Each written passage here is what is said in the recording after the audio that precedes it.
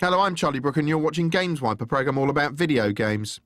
Video games, bleeping, blooping, masturbatory aids for emotionally crippled social outcasts, probably male outcasts, probably physically repugnant and sexually inexperienced, probably frightened of the real world, probably standing here on this very spot saying these very words to camera right now, probably me. Basically, video games are for losers like me, apparently. Yeah, games have a bit of an image problem. It doesn't help that you rarely see games on TV, and when you do, they're often being discussed in searingly negative terms. In Grand Theft Auto, your son, or your husband, or your boyfriend, or whoever, can hire a prostitute, have sex with her, and then beat her to death with a baseball bat. Ever since the primitive early days of video gaming, TV has never really known how to convey the white-hot electronic thrill of the pixelated realm. Here's a brand new idea from the United States which can turn your television set into a game that two can play. All you have to do is, first of all, to switch it off, unplug the aerial, plug in the electronic game simulator, switch on the set again, and now who's for tennis? Play. 15 love.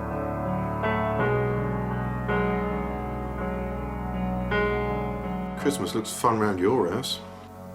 That was my point. 30 love. Again? Games steadily grew in complexity, first with eerie spectral shooters like Space Invaders, then with colourful characters like Pac-Man. But they were rarely seen on TV except in cheery 80s sitcom-style commercials for exciting-looking games starring familiar, albeit incongruous faces. It's my Atari, and it's my turn to play. Just because I'm winning, beginner's luck. I suppose it was luck I beat you at Space Invaders. Defender, Yar's Revenge. Some of us, Eric, are just that little bit quicker, sharper. When it wasn't accepting the mucky advertising dollar, however, TV was treating games with disapproving paternal disdain. Most games have developed from just a few classic themes. There's monster games like this one, where you run around bumping off critters or swallowing giant cherries. And there's the Space Invader theme, where you shoot at moving fleets of hostile aliens. Fairly boring. And then there's the more recent sports games. Well, sports games to me are perhaps the most appalling use of computers. Christ, if you think that's an appalling use of computers, you don't want to look at my hard drive. British TV's disinterest in games throughout the 80s was particularly unfair, considering there was a renaissance of homebrew programming going on. Thanks to the availability of cheap, easy-to-use computers like the ZX Spectrum here, a generation of youngsters started programming quirky games with a distinctively British sense of humour. Titles like the Grange Hill-em-up School Days, in which you played a naughty boy, or the Python-esque platform game Manic Miner, or the groundbreaking 3D Explorathon Night Law. By the 90s, games had become so popular TV couldn't ignore them, and shows like Games Master thrilled millions with its heady blend of gladiatorial gaming combat and celebrity cameos. And charming sequences in which nervous Kiddywinks begged Sir Patrick Moore's Games Master for assistance in the manner of Oliver Twist anxiously requesting additional gruel. Next. Hello, Games Master. Just get on with your question, please, young man. On European Club Soccer on the Mega Drive, I can't get enough power into my kicks. What should I be doing? The success of Games Master led to similar programmes like Games World on Sky, a sort of cheap spin-off in which people had to take on these ridiculously titled videators. Here we see Dave the Game's Animal Perry taking on Big Boy Barry in a game of Street Fighter 2, very much my generation's equivalent of John Lennon and Bob Dylan jamming together in Abbey Road studios. Let's play. Well, once again, Barry over on the right playing Chun-Li, and Dave is over on the left with Giles. Yeah, my generation was a bit stupid, really. Big boy, Barry! Still, if TV shows featuring commercially available games weren't brilliant, shows featuring completely made-up games were even worse. Take the scarcely remembered Cyberzone, in which Craig Charles looked on as various contestants battled in unconvincing, clunky, tedious and baffling virtual reality games controlled by walking on the spot like you really needed a piss. It wasn't a hit. Now, in 2009, even as Pixel Land grows bigger, more exciting and more inventive with each passing nanosecond, games are rarely covered on mainstream TV at all, and when they are, there's still that same degree of snooty disapproval. I hate computer games, never played computer games before, and hopefully will never play them again. Well, I think games don't get their due at their best. They're immersive, amusing, entertaining and downright joyful. In a relatively short space of time, they've evolved to become incredibly sophisticated. Oh, Arguably the first video game was this surprisingly smooth tennis sim created on an oscilloscope in an American laboratory in 1958. Take a look at the equivalent contemporary tennis game, something like Virtua Tennis 2009 here, and you can see just how far video games have come. Today there's a bewildering variety of different genres too. There are as many types of video game as there are pebbles on the beach. In fact, there's even a game where you count pebbles on the beach, or there would be if I wasn't lying. What a liar I am. Anyway, to the uninitiated, the different category titles can seem baffling, whereas dweebs like me just like hearing them being discussed. That's why we're going to run through them, starting with this one. Platformer, a game in which a player-controlled character jumps between suspended platforms in order to reach a goal. OK, easy start. Everyone knows what a platform game is, apart from maybe dead people. Arguably the first platform game was Nintendo's Donkey Kong in 1982, in which Mario, known then only as Jumpman, had to jump over barrels and prance between girders in order to impress a lady. At their best, trad platform games are essentially little living cartoons, sometimes explicitly so, as in Tiny Toon Adventures here, or Ken-chan and Kato-chan, a weirdly scatological title for the PC Engine with an odd emphasis on blowing off and turds and toilets and farts. Platformers have also been a good launchpad for characters such as Sonic the Hedgehog, seen here rolling at high speed through a jolly cartoon world, just like real hedgehogs don't. But it's Mario who's the undisputed king bitch in Platform Prison, appearing in addictive, brilliantly designed games like Super Mario Bros. 1 and 3, the groundbreaking Super Mario 64, which brought the third dimension to platform games with stunning confidence, and most recently the downright psychedelic Super Mario Galaxy titles.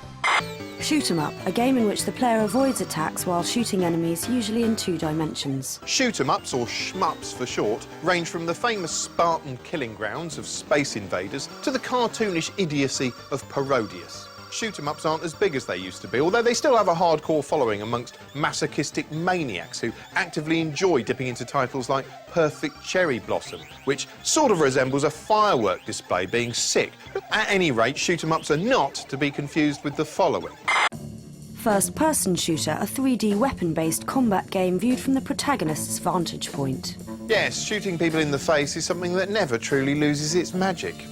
The earliest first-person games for the home were basic flick-screen affairs such as 3D Monster Maze on the ZX81, the first 3D game for any home computer, and it was surprisingly frightening despite its Spartan visuals and complete lack of sound. And it was scary partly because at the time, seeing through the eyes of your character was a total novelty. Consequently, this man really believes he is in the maze, that the dinosaur really is after him. Don't you? Ugh, I'm a dinosaur, you wuss! Of course, the other thing that made 3D Monster Maze scary is that, unlike me, Pussy Boy here doesn't have a gun to defend himself with. No, he'd have to wait at least 10 years for that until the Nazis invaded. Suck it. No, don't. Yes, skip forward a decade and Wolfenstein 3D turns up on the PC. It was groundbreaking in its day for its fast-paced, dark humour and extreme violence, including a bit where you got to kill Hitler. Of course, now it's so flippin' basic you can get it on the iPhone, where ironically it's so engrossing you won't notice people sneaking up behind you and shooting you in the head. But if Wolfenstein was the pioneer, the following year Doom became the populariser. It placed the action in a unique gothic sci-fi environment, and it was gorier, and most importantly of all, it had atmosphere.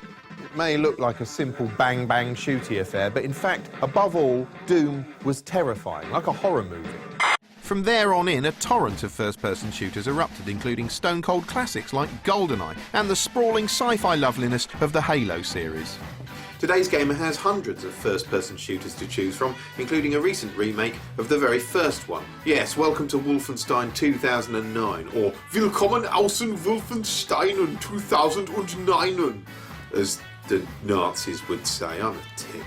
It's set in 1943, and you play an American hero called B.J. Blazkowicz, although you might as well be a bit of rag on a stick for all the difference it makes. The setup is pretty standard stuff for a first-person shooter. You've got some vaguely authentic World War II weapons, and you set about unrelentingly slaughtering members of the Third Reich without a care for their families, although I like to spice things up by imagining their backstories. This is Kurt. He's a dad of 3. That's Christmas for your kids. This is Henning. He's got a sweetheart back home who's going to be missing him. It's all right, he's a Nazi. As we all learned in documentaries like Raiders of the Lost Ark, the Nazis weren't just uniformed retro anti-Semites. No, they were also well into the occult, and the Nazis in Wolfenstein aren't any different. Anyway, it's not just the Nazis who go all magic, it's also you, or rather BJ Blazkowicz, the dick you're having to be. Early on, BJ finds a magic amulet thing that gives him special abilities, like the ability to access a sort of alternate reality called the Veil, which looks like a sort of 1940s version of Tron. He's also got the power to slow down time, so he can shoot Nazis in the neck in slow motion. Like this.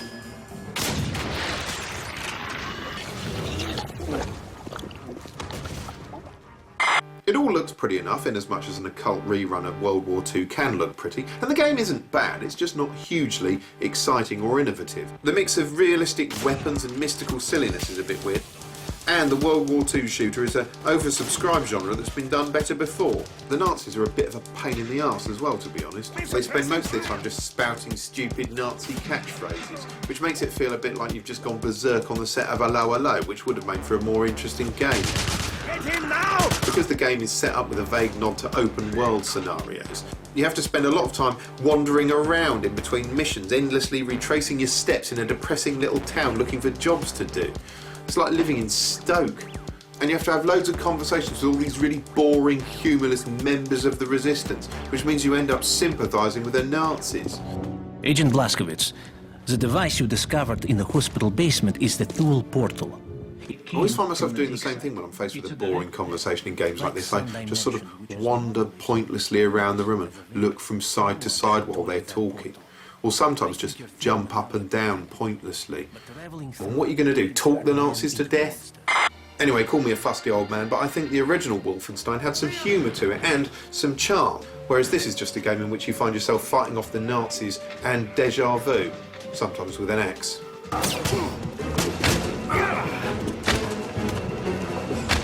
You know what's coming next? It's TV funny man Dara O Briain talking about something that annoys him when he plays games. Games will deny you content if you're not good enough. If you haven't earned it, you don't get to see the latter part of the game. And that doesn't happen in any other medium. Rarely will a book stop you and go, are you understanding the book?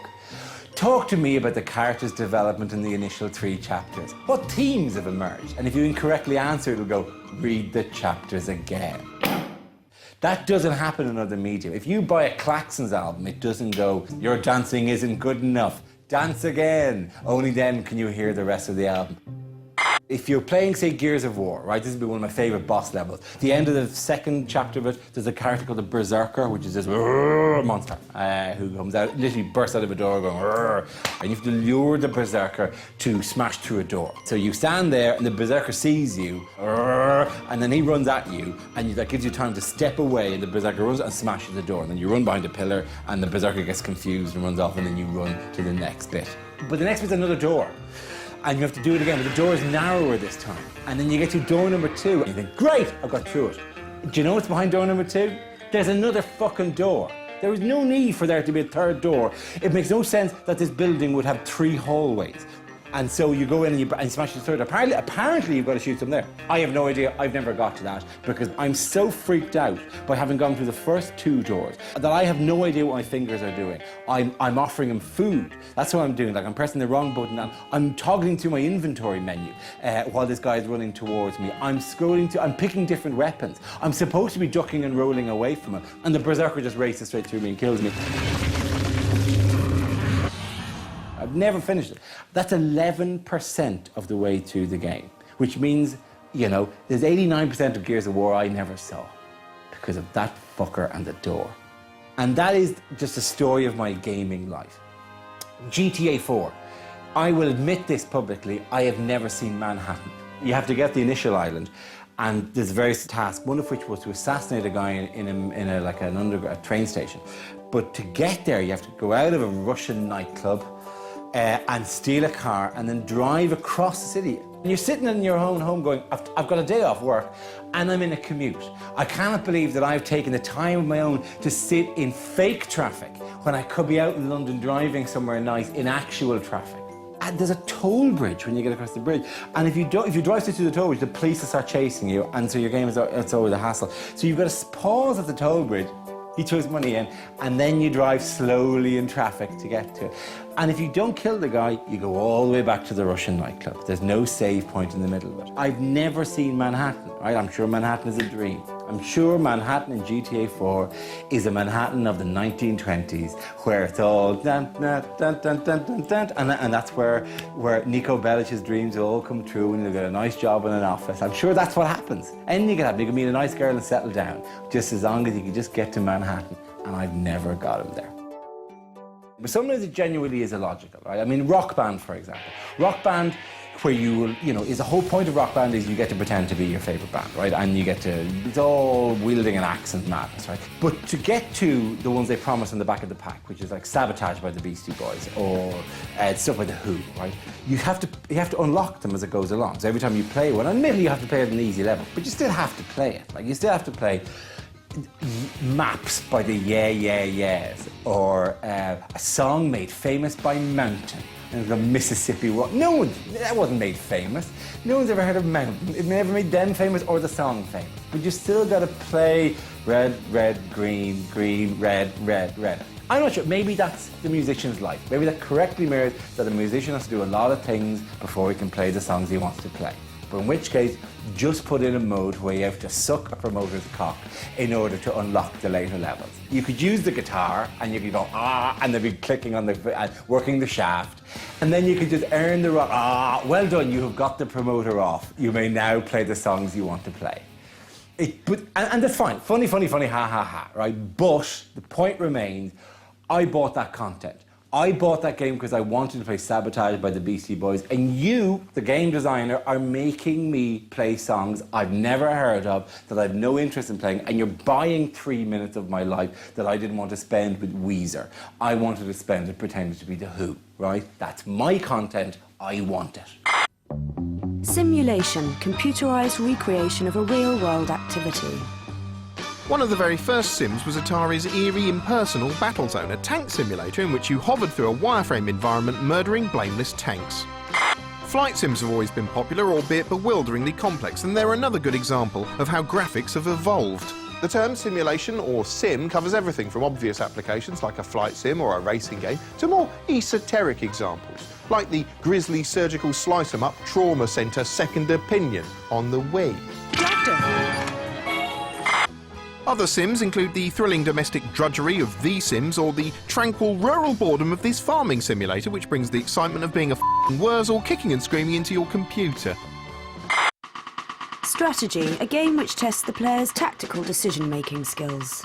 Popular strategy games include cerebral titles like Civilization, in which you conquer the planet either militarily or culturally, and more action-oriented fare like the microscopic killing fields of Command & Conquer. Strategy games are brilliant if you love plans and planning. If you're basically a little armchair Hitler, I don't like them. Puzzle game, a game involving a puzzle. The inherently satisfying slot-em-up Tetris is the best-known puzzler, but there's also an intriguing new breed that experiments with other gaming forms to mind-expanding effect. Games like the challenging Portal, in which you have to play with physics and spatial awareness, or even platform puzzles, courtesy of the insanely clever time-meddling indie game Braid.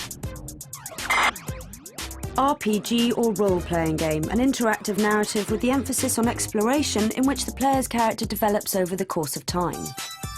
Role-playing games like Final Fantasy are massive time sponges, basically, in which you spend hours building up characters and going on epic quests. MMORPG, massively multiplayer online role-playing game, a virtual environment in which large numbers of players may interact with each other. This is your World of Warcraft online fantasy world type thing, which soaks up hours of your time as you run around pretending you're an archmage or a bloody lion monster or some such shit. I've never really understood the appeal of these MMORPGs myself, but then I hate people enough in the real world, let alone bothering to enter a second made-up universe to learn to despise them all over again. Adventure game, an interactive narrative in which the player assumes the role of the protagonist.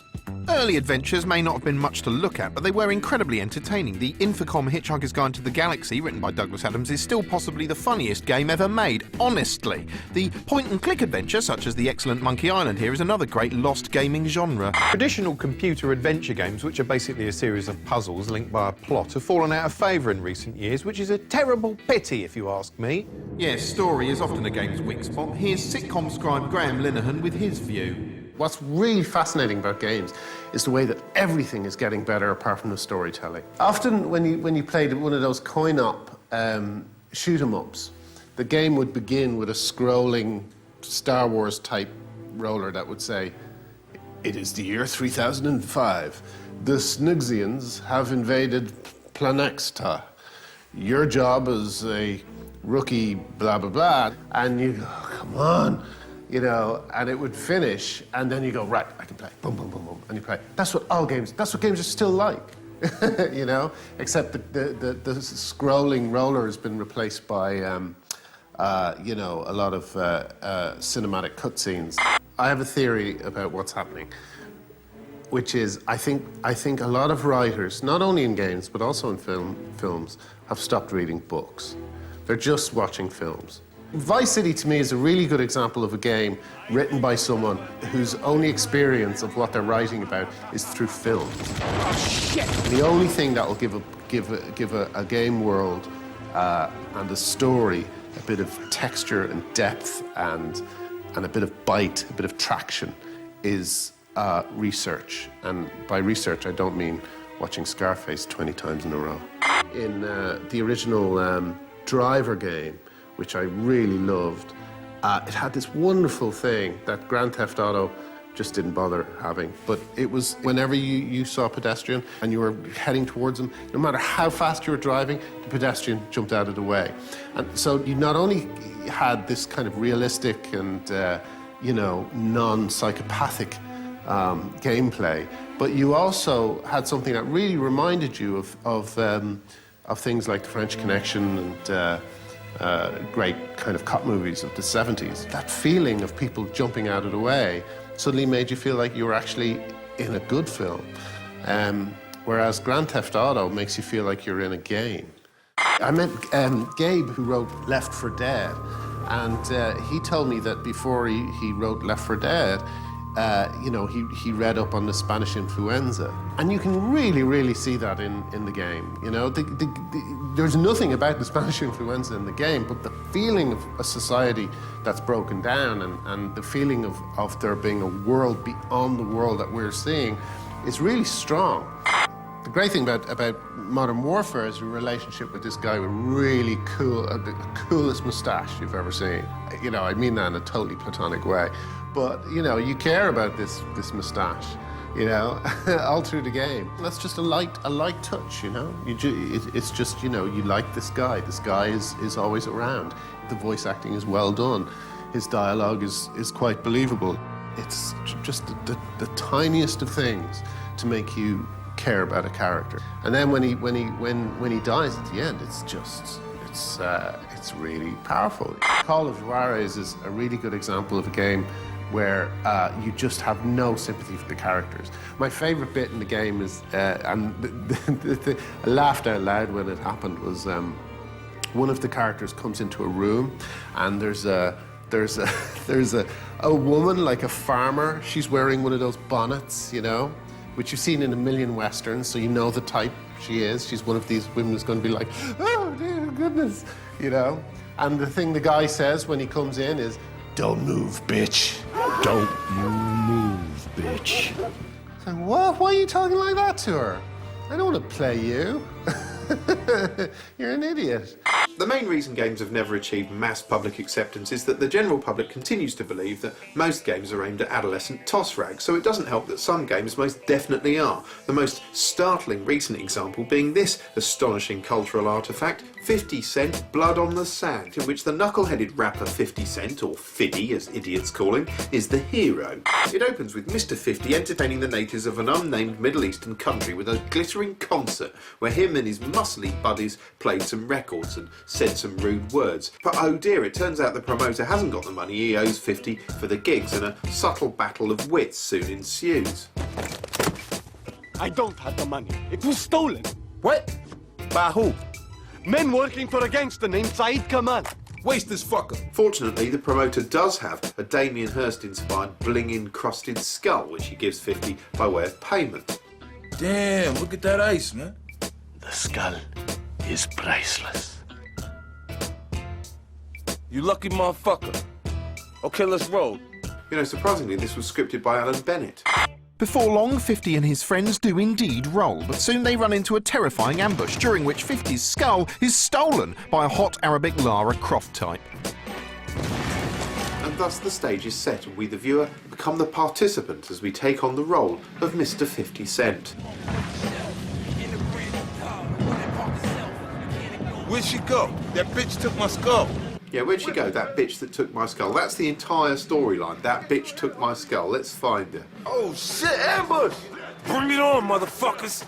Anyway, it turns out 50 won't be able to find the bitch that took the skull without shooting 50 million people in the face. The game itself has a third-person viewpoint, which means you're constantly trailing just behind 50 Cent, which means you'd be constantly breathing in his farts. If you squeeze the left trigger, the camera zooms in closer so you can shoot people more accurately. Of course, in real life, the only time you'd find yourself staring at the back of 50 Cent's head this long is if you were sodomising him in a prison cell, which he'd enjoy. Yeah, that's right, Fiddy. You'd enjoy it. What are you going to do? Come and get me, you pussy. Just to liven things up, each time you shoot someone, a little kill timer appears at the top of the screen. It starts counting down, so if you kill someone else before it runs out, you get some bonus points. It's a stark comment on the disposable nature of human life in our commodity-obsessed culture. Refreshing stuff, maybe, yes, but politically this game is rather more naive than Noam Chomsky, Blood on the Sand, which came out last year in my imagination. Along the way, there are plenty of atrocious cutscenes detailing a story that's impossible to care about, during which 50 Cent scowls a lot and generally behaves like a prick. Where's your boss, bitch? Oh, what a massive arsehole. The game's so desperate to appear grown up, it ends up looking downright ridiculous, like an adolescent straining to grow a whispery little moustache and bragging about how many girls he's fingered. And 50's such an unsympathetic character, such an almighty dick, I don't actually want him to survive any of the firefights. In fact, I keep making him deliberately run into the scenery in the hope he'll snag his balls on the edge of a table or something. Go on, you tit. It's charmless, that's the main problem, and games never used to be short of charm. Here's Rab and Ryan of Consolevania with a look back at some warmer times. Retro is not what you think retro is, right? I bet you elsewhere on this show, right, in other parts of the show, people are going to embarrass themselves by mentioning... Attack them as well. I'm attacking everybody, right? People are going to embarrass themselves by mentioning Mario and Zelda. That's not our past. That's not our past. We had a Mario, the Great Guiana Sisters. That was our Mario, a rip-off of Mario. That was it, and it was better than Mario. The real British retro was all about innocence. It was all about guys who didn't do it for money. You've got to remember that these, in America, it was big corporations. In Japan, big corporations churning out these games. And in Britain, just hobbyists, just guys up in their bedroom. The real British retro is about games like Hover Bother. In Hover Bother, you were a middle-aged man, right? No, a middle-aged man who just happened to be a spy or a superhero. Just a middle-aged man. Just a middle-aged man who had to mow his garden, right? So you would go and get a lawnmower and mow your garden. That's what the game was, moving back and forth, just trying to mow strips of lawn, but you'd borrowed somebody's lawnmower, so your neighbour was coming to get his lawnmower back, right? So you had to avoid him, and you had to avoid an annoying dog as well. Telling you, my heart's racing. For some reason, they had a thing about eggs in the 80s. The amount of Spectrum games I played that had eggs, or were about eggs, or you were collecting eggs. Why did we bother with these games? Jet Set Willy's the kind of game that would only be made in Britain. It was about a guy who was cutting about inside his house, trying to avoid his wife. And the great thing about Jet Set Willy was you couldn't complete it. It was broke. You couldn't complete it, you couldn't finish it. And that's what I love. That's what's more British than somebody making a game and getting to a point in it and going, nobody's going to get this far anyway, fuck it. Or you would have a game like Penetrator, which was a shoot 'em up, and you completed it. You mastered that art of mapping the trajectory of the bomb so that you became a master of bombing things, which was crucial to finish the game. You'd get to the end level, you'd bomb that big supply of explosives, you go, magic, you get a fireworks display at the end of the game, you go, done it, finally done it, completed it, and then it goes, right, now play the levels backwards. Brilliant. That's brilliant. And you go, aye, all right then. Right, fine, aye, right, I'll do it backwards. And then you play it backwards and it goes, now play it forwards again. Brilliant. And then it never ends. It never ends. Backwards, forwards, forever. That was the beauty of retro. The charm of retro was that sound, the surreal element of it. A game I loved was Marble Madness that had this beautiful kind of plinky-plonky kind of crystal sound. It sounded kind of like a chandelier slowly falling down the stairs. You would roll a wee ball about this map. Beautiful, beautiful kind of wee worlds that you would step into, and they're all in your memory. They're in wee spaces in your memory, all these beautiful places. And now, games like Gears of War and all these kind of things, they all look as if they're set in the same place, this browny, greeny, muddy, real-looking place. There's nowhere special for them to go. There's no specialness about that. Games are shite. Casual games, video games aimed at novice players, often scarcely considered traditional games at all. Right now, casual games are probably the most rapidly expanding sector of the gaming market, and it's largely thanks to little magi sticks like these. Ooh. I'm not a huge fan of the Wii, largely because sitting around on my sofa flapping my arms around isn't my idea of entertainment. Although it does make some games, such as the brightly coloured Cooking Mama here, accessible to newcomers, because you're performing actions rather than jabbing a complex array of buttons. Of course, the next step is to remove the buttons and controllers completely. Witness Project Natal from Microsoft, in which the controller is you. Here we see the outright creepy promotional video for Project Natal, in which it seems you have to sort of groom a boy called Milo. Hiya Milo, how you doing? Hi Claire, you okay? Actually, I'm a bit nervous. You? Nervous?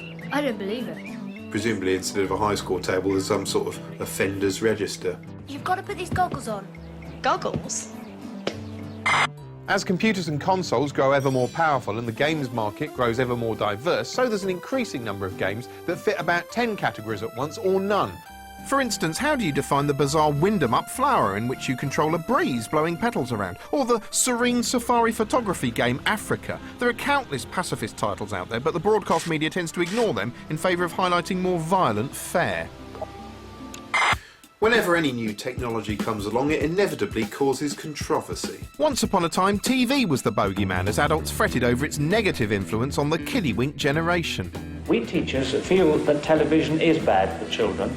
Despite being a less sedentary and arguably more challenging pastime than television, video games have been demonised more than the Gogglebox ever was. Of course, even some early games were asking for it, such as the ghoulish arcade game Death Race, in which you had to squish people to survive. It caused an outcry in America, although the visuals were so basic, the actual cabinet was more grisly than the game itself. Here's a rare example of an early commercial controversial game, Beat 'em and Eat 'em on the Atari 2600, in which you control two naked women there at the bottom of the screen. You have to move them left and right to swallow semen being ejaculated by a man on the roof. It's basically just simulating an average Saturday night in Plymouth. Explicitly adult games tended to be flogged in small ads in the back of computer mags or illicitly swapped around on pirated tapes, but they did exist. Take this charming Portuguese game, Sex Crime, on the ZX Spectrum, in which you play a man who has to run around a hospital having sex with women in comas without getting caught. It's all right, it's not as good as the real thing, obviously. These early nasty games tended to look so basic they were more like tasteless scribbles than anything else, the equivalent of a knob scrawled on an exercise book. They were largely ignored, partly because they were dreadful and partly because it was just widely accepted that adults were using home computers and playing games, not just kids. But by the 90s, something had changed. The graphics had improved for one thing, and the success of Mario and Sonic meant that games were largely perceived by the rest of the media as being children's toys. Consequently, if anything even vaguely grown up reared its head in video game form, it could only be processed as a terrible threat to our youth. MPs have criticised the makers of a new video computer game after reports said it featured the mutilation of women. One MP said it shouldn't be sold in this country because it would have a bad effect on children.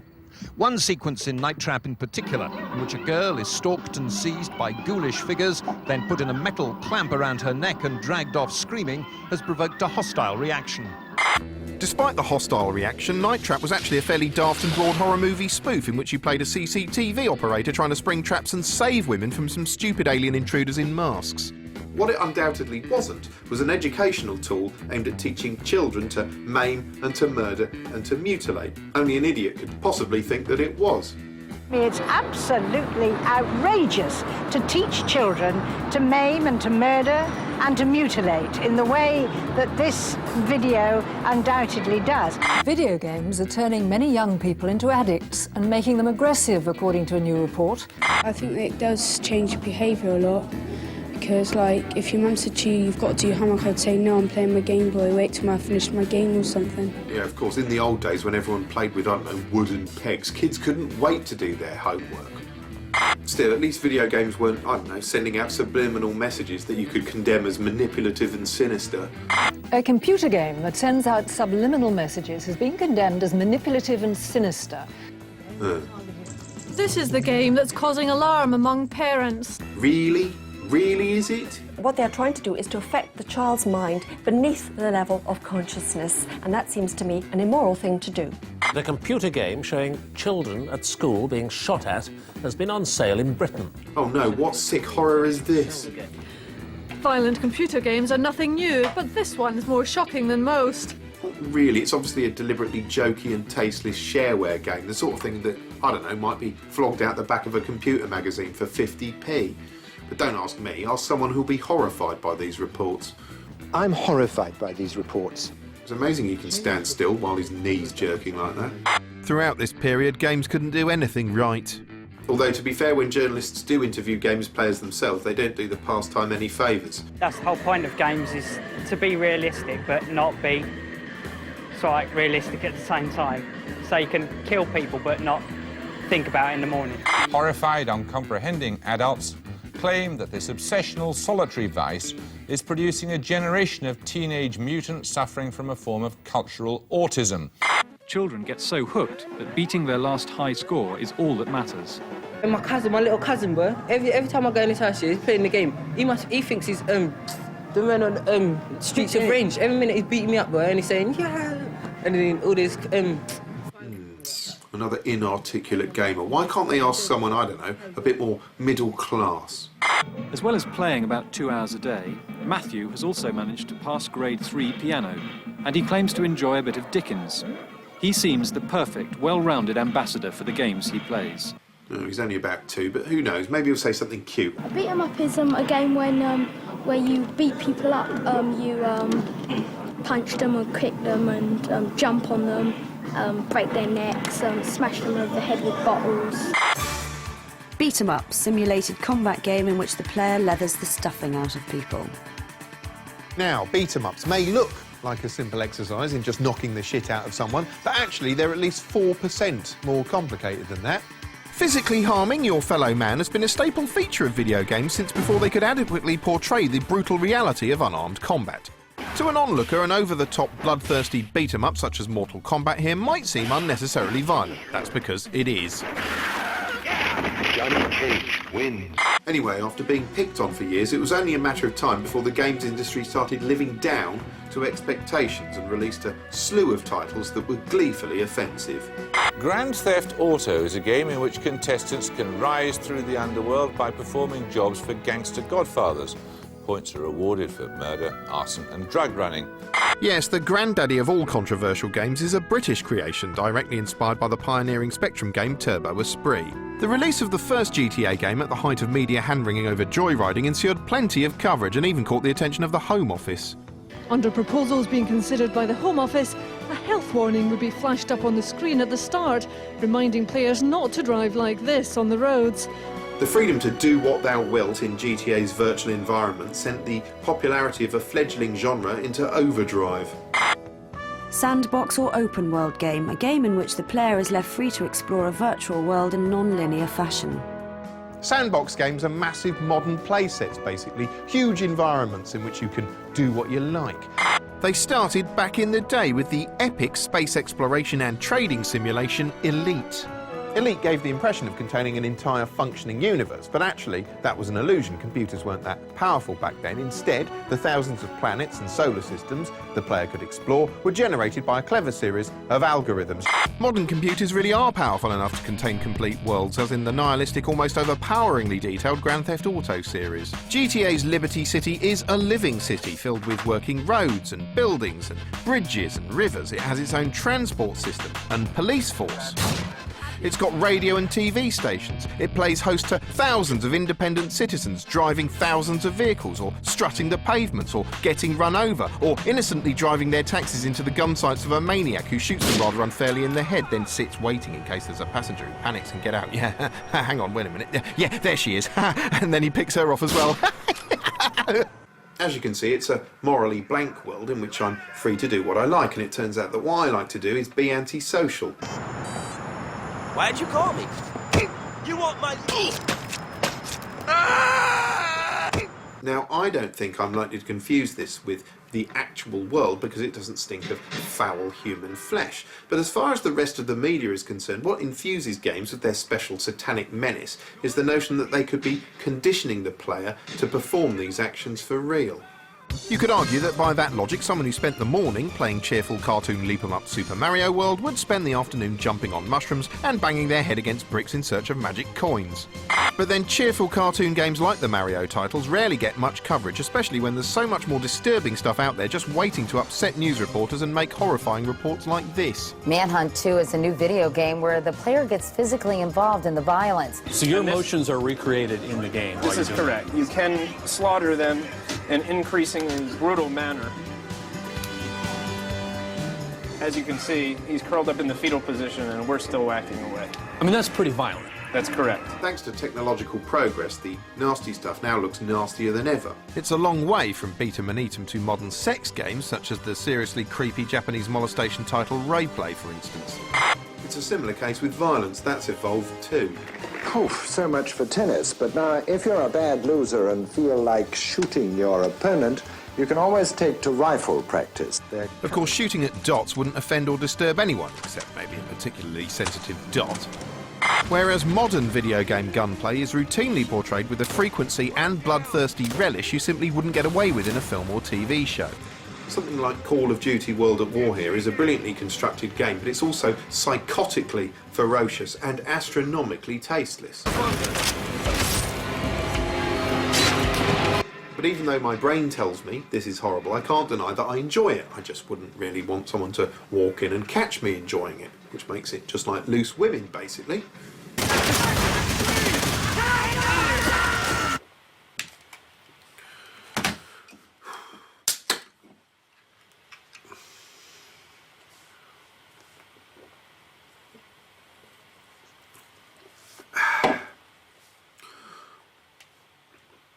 Ooh.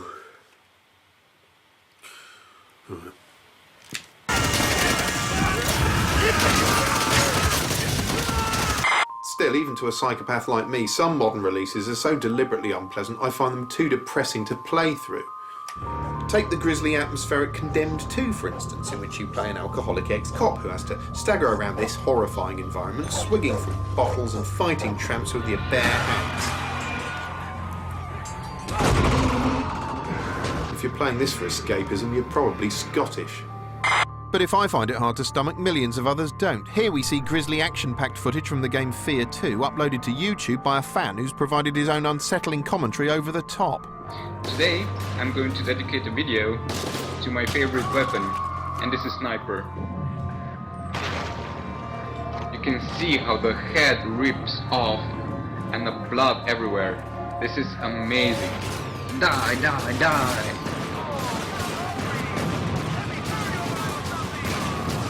Can you smell the burning flesh? I can. Now, I'm not saying he's mental, but he should probably be forced to cleanse his palate afterwards by playing something like this pleasant neighbourhood simulator on the Wii.